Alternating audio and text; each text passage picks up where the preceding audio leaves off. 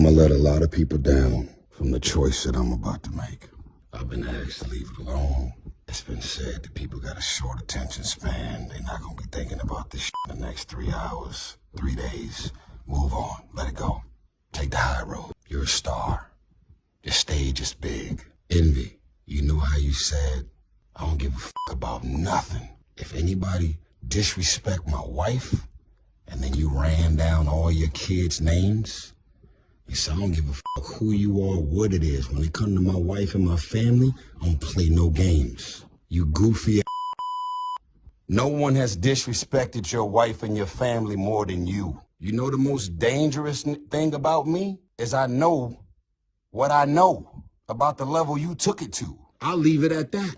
So all of a sudden, when it comes to your wife and your family, that's off limits. I don't play no games. I'll fucking be ready to shoot, stab, and kill when it comes to my wife and my family. But nigga, no one has violated and disrespected the shit out of your first lady and your family more than you. Put a pin in that.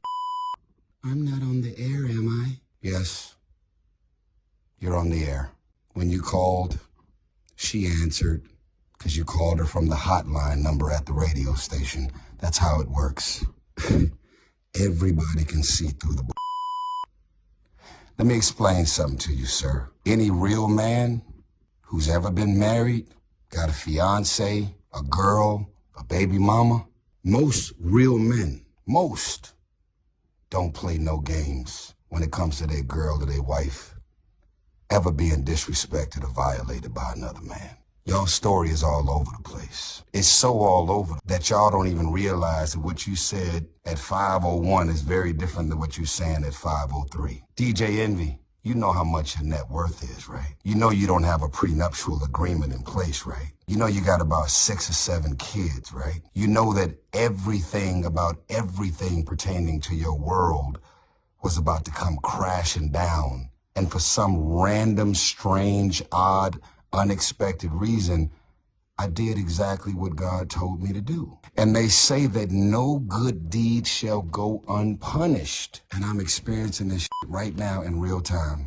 You know why your wife called into the airwaves, bro? Because you got exposed in your living room. When I said, how convenient, you could not sit there and look me as a man in my eyes and tell me with real honesty and integrity why my divorce has been a mockery and a funny joke and a topic of discussion at the Breakfast Club. You and Charlemagne talking about mental health awareness. Are we gonna be advocates for mental health awareness, or are we out here trying to f people mental health up because you're giving out donkeys of the day and attacking people and going into people's issues and breakups and marriages and financial traumas and all of the things? Yeah, you got a job to do. I got it. You're in radio. You got to report the news. I got all that. I got it. But you cannot be pumping and perpetuating mental health and mental health awareness and then be out here fucking people mental health up. I don't have mental health issues. I had a mental health breakdown because I was given psych meds that had extreme adverse effects. If I'm in a studio and smoking weed, you'll see me sleep on the couch. I don't smoke, I don't drink, I don't do anything. Anything that has to do with me being exposed to anything, I'm be wiped out. You got a bottom line about never disrespecting your wife and never disrespecting your family. That's a general consensus. I think every man in the world feels that exact same way. But actually, how do you disrespect your wife and your family the most and try and hold another man to a particular standard? And how do I go above and beyond to be used to step in to do whatever it is that I did to try and help? You guys ultimately still did all the work. You guys still decided to stick to your vows. Let me remind you, through thick and thin, for better, for worse, sickness and health till death do us part. We can say a lot of things, but we can't say that you ain't got a real wife over there that's really got your back. Whatever it is that I did to try and help, you guys ultimately still did all the work. You guys still decided to stick to your vows. Let me remind you, through thick and thin, for better, for worse, sickness and health till death do us part. We can say a lot of things, but we can't say that you ain't got a real wife over there that's really got your back because she's still with you. Ponzi scheme, stealing all this money from all these innocent people, that ain't got to do with me. What you did behind her back with the 1, with the 2, with the 10, that ain't got nothing to do with me. See, you're a manipulator. You're a gaslighter. And you're also one of those great undiscovered actors. What does that mean?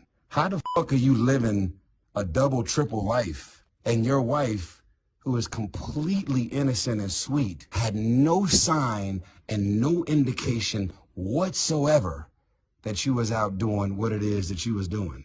You had to be one of the baddest I've ever known to cheat on your wife, ever. I mean, you nice with, you ain't leave a trail of popcorn down the hallway at all. Hats off to you.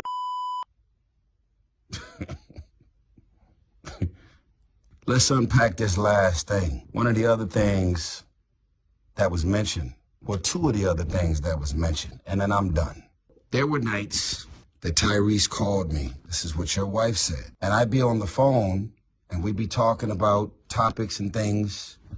And my husband would be laying in the same bed right on the side of me. Really? I'm on the phone with your wife and you're in the same bed laying on the side of her. What man, what real man would let another man be on the phone in any capacity if I actually disrespected her, if I actually flirted or did anything that y'all accused me of doing? What did I say and what did I do that was inappropriate? To where if it's so disrespectful and inappropriate, you cross the line, need to box your mouth.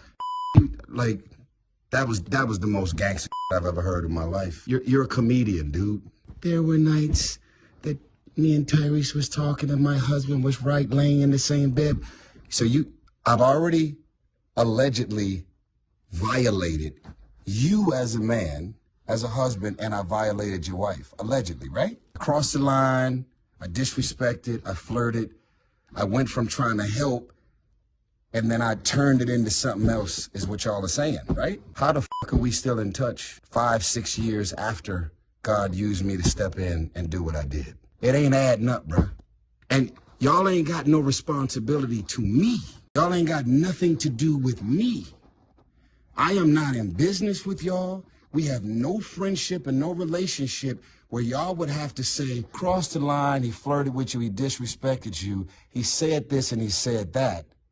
But don't worry about it. We're not going to say nothing to him about it. We're not going to confront him about it. I'm not going to have my husband to call him and, nigga, what the fuck you talking to my wife and coming up and saying this? You know why you never said anything to Charlamagne about me flirting or disrespecting allegedly? Because it never happened. You know why you never called me, text me, confronted me about what I said and did, supposedly? Because it never happened. I'm going to tell you what really happened. Because you're not the sharpest nail. You're not the sharpest knife in the drawer, Mr. Envy. I'm going to tell you what really happened. After you was exposed on your own breakfast show about leaving me for dead, not calling, not checking on me, you and your wife could have flew to Atlanta. Your wife could have pulled my wife to the side, and you could have pulled me to the side, and y'all could have attempted, keyword, attempted to step in and help us when my world and my marriage and my shit was crashing and burning. The choice you made was to make a mockery and laugh at my shit while it was all going down. And that wasn't a choice that I made towards you. And then when you got confronted about it on your show, you grab some random out of the sky and say, I crossed the line, I disrespected, I overstepped, I violated. And yet we're still on text chains for the last 5, 6 years. And yet we have been on calls, all 3 of us, I would say a minimum of 10, probably 15 times. I'm on the phone with your first lady, which I've always called her from the beginning because she is your first lady. I'm on the phone with your first. I was like, oh, that's crazy. I said, do me a favor. Can you get Envy on the phone? She would always click over. You would answer, and we would talk. Where is the violation, Envy? Where is the disrespect, Envy? Where is the me overstepping and disrespecting anything that's got to do with your wife, Envy? Where is it? Be consistent, bro. The 5-6 years of us being in touch in any capacity. Make it make sense. You can't make it make sense because it don't. I'm gonna go back to Charlemagne, who you're with 5 days a week. I need to box you in your mouth because you disrespecting my wife. Charlemagne says, what did he say? What did he do? You know why Charlemagne don't know what I said and did? Because I never did it. You don't want nobody to attack your wife and your family. That's your bottom line. Let me tell you what my bottom line is. Until I take my last breath, maybe it's the Capricorn in me. I'll never let a violate my character, put words in my mouth, or paint a picture, manipulating, gaslighting, putting me in this light for something that I never did. And if y'all gonna say I did something, just understand that I've been dealing with the courts. Divorce number 2, baby mama number 2. They don't deal in emotions. They don't deal in feelings. They don't deal in the courts. They don't deal with hearsay. What they deal with is receipts, proof, and evidence to back it up. Otherwise, the real reason that you had your wife to call into that station with that monologue that both of y'all rehearsed is because social media was beating shit out of you. Because you's a goofy, foul, self-consumed. You have your own self-interest in mind. You don't give a fuck about nobody, what you say, what you do, and the effects that it has on other people. That's why you in the middle of all them lawsuits now. You'd rather go rob the average man and woman, take all their fucking money and do a Ponzi scheme than to think about how they gave you their last, hoping and praying that they can take this small piece of an investment and turn it into something bigger. That's some heartless. And then when it all goes down, what do? Now it's your partner's fault.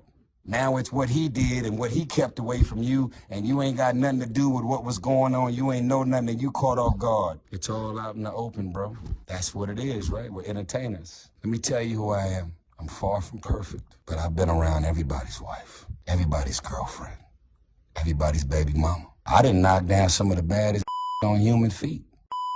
I have, myself. No disrespect, but I wouldn't even look in her direction, bro. This is me. Speaking on me, I wouldn't even look in that direction. That's all you, bro. If you want to get a sense of my pedigree and where I normally land, I can send it to you. Come on, bro. Accuse me of something that actually makes sense. Wolf in sheep clothing. This guy that knows how to swindle his way into something, and then his agenda becomes something. Bro, y'all describing a lot of people. But you're not describing me. That ain't what the I am. That ain't who I am. So I'm gonna leave it at that. I'm gonna also say this, bro. I wouldn't be putting this up on my Instagram. I wouldn't be posting if all of this shit that just happened didn't play out for the world to see on your Breakfast Club. You definitely had every opportunity in the world. 6 years of an opportunity to call me, text me, confront me, or come at me about anything that you claim or your wife claimed that I actually said or did. 6 whole years. You know what that is on the West Coast? On the West Coast, we would define you as a not that you're not a man.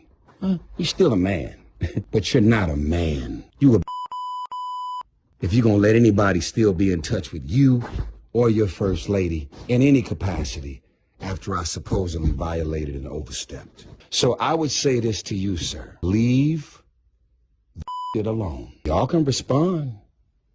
Y'all can defend yourself. Y'all can go ahead and do the next 10 episodes of The Breakfast Club attacking my life, my character. Y'all can have texting y'all, calling y'all, trying to give y'all the drop on this and that, trying to create some type. Y'all can invite on y'all show to do full interviews to try and describe me as something, whatever picture they want to paint. Until I take my last breath, nigga, I will defend my name, I will defend my intentions, and I will speak up and out about the truth. And the truth is not always a good truth. You don't want to tell the truth. I'm willing to tell the truth even if I embarrass the shit out of myself. even if I throw myself under the bus, even if I gotta apologize, even if I gotta make whatever calls